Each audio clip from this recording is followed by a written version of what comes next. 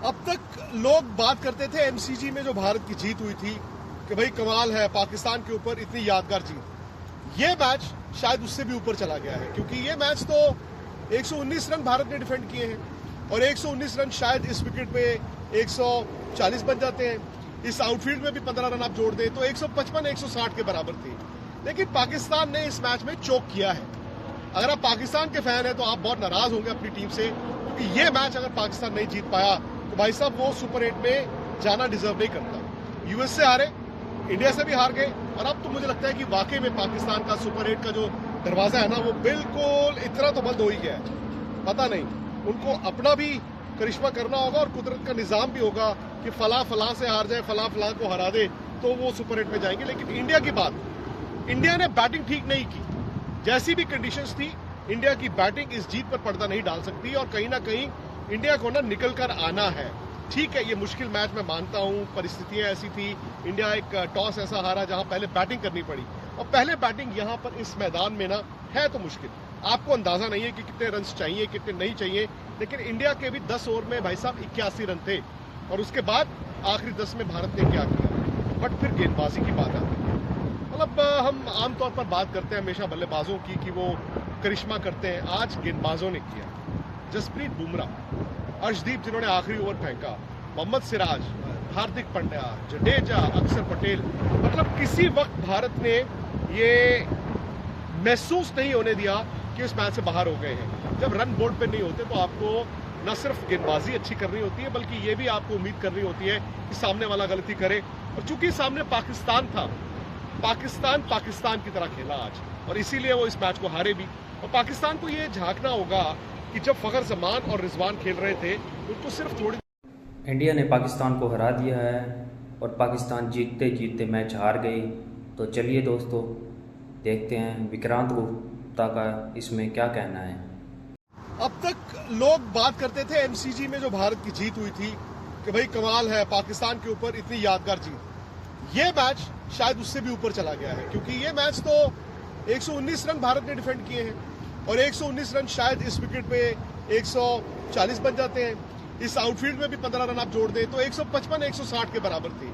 लेकिन पाकिस्तान ने इस मैच में चोक किया है। अगर आप पाकिस्तान के फैन हैं तो आप बहुत नाराज होंगे अपनी टीम से क्योंकि ये मैच अगर पाकिस्तान नहीं जीत पाया तो भाई साहब वो सुपर 8 में जाना डिजर्व नहीं करता। यूएस से हारे, इंडिया से भी हार गए और अब तो मुझे लगता है कि वाकई में पाकिस्तान का सुपर 8 का जो दरवाजा है ना वो बिल्कुल इतना तो बंद हो ही गया है। पता नहीं उनको अपना भी करिश्मा करना होगा और कुदरत का निजाम भी होगा कि फला से हार जाए, फला को हरा दे तो वो सुपर 8 में जाएंगे। लेकिन इंडिया की बात, इंडिया ने बैटिंग ठीक नहीं की। जैसी भी कंडीशंस थी इंडिया की बैटिंग इस जीत पर पर्दा नहीं डाल सकती और कहीं ना कहीं इंडिया को ना निकल कर आना है। ठीक है, ये मुश्किल मैच मैं मानता हूं, परिस्थितियां ऐसी थी, इंडिया एक टॉस ऐसा हारा जहां पहले बैटिंग करनी पड़ी और पहले बैटिंग यहां पर इस मैदान में ना है तो मुश्किल। आपको अंदाजा नहीं है कि कितने रन चाहिए कितने नहीं चाहिए, लेकिन इंडिया के भी 10 ओवर में भाई साहब 81 रन थे और उसके बाद आखिरी 10 में भारत ने क्या किया। बट फिर गेंदबाजी की बात आती है। मतलब हम आमतौर पर बात करते हैं हमेशा बल्लेबाजों की कि वो करिश्मा करते हैं, आज गेंदबाजों ने किया। जसप्रीत बुमराह, अर्शदीप जिन्होंने आखिरी ओवर फेंका, मोहम्मद सिराज, हार्दिक पांड्या, जडेजा, अक्षर पटेल, मतलब किसी वक्त भारत ने ये महसूस नहीं होने दिया कि इस मैच से बाहर हो गए हैं। जब रन बोर्ड पे नहीं होते तो आपको न सिर्फ गेंदबाजी अच्छी करनी होती है बल्कि ये भी आपको उम्मीद करनी होती है कि सामने वाला गलती करे।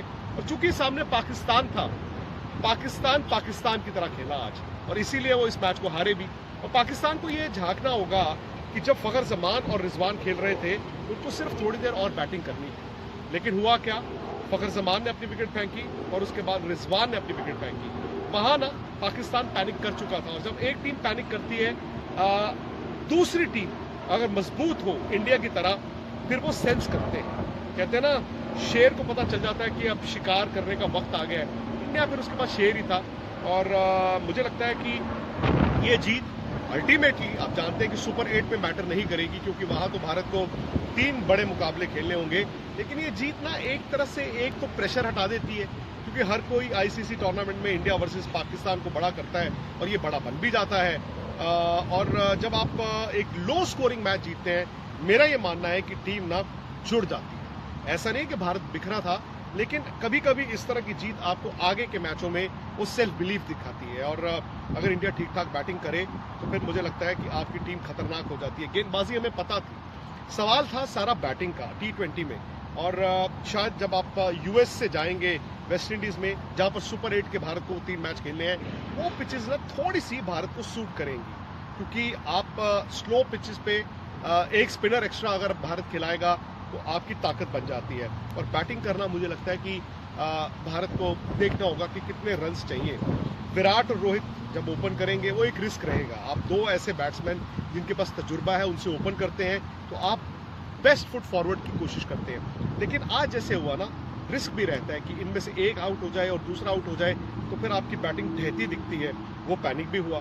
तो भारत को आने वाले मैचों में जो एक सबक इस जीत से लेके जाना है, आमतौर पर कहते हैं हार से आप सीखते हो, मुझे लगता है इस जीत में भी भारत को सीखना है, वो है बैटिंग। लेकिन जिस तरह से फैंस ने यहाँ पर इस जीत को एंजॉय किया, जिस तरह भारत ने इस मैच को जीता, शायद अब हौसले बुलंद हैं। आप जानते हैं कि अब आपको करना क्या है। अब आपको कोई एक्स्ट्रा ऑर्डिनरी क्रिकेट नहीं खेलनी है, आपको पोटेंशियल से थोड़ा सा ऊपर रहना है, और उसके बाद एक रुतबा, एक दबदबा बाकी टीमों पे बनता ही है। तो 119 रन डिफेंड करना ये बड़ी कामयाबी है। भले वो पाकिस्तान के खिलाफ आई है, वो पाकिस्तान जो अब वो पुराना पाकिस्तान नहीं है। मतलब पुराना पाकिस्तान 119 रन अगर चेज कर रहा होता तो आंख बंद करके चेज करता, लेकिन बाबर आजम पर सवाल होंगे, बाबर आजम की कप्तानी पर, उनकी अपनी बैटिंग पर, उनके बाकी खिलाड़ियों पर सवाल रहेंगे। अब इंडिया यहाँ से क्या, इंडिया के जो बाकी अब 2 लीग मैचेस रह गए, यूएस जो इसी मैदान में खेला जाएगा, फिर फ्लोरिडा जाके भारत कनाडा को खेलेगा, ये 2 मैचों को इस्तेमाल करना है आपको आने वाले मैचों के लिए। विराट के 2 मैचों में रन्स नहीं आए हैं।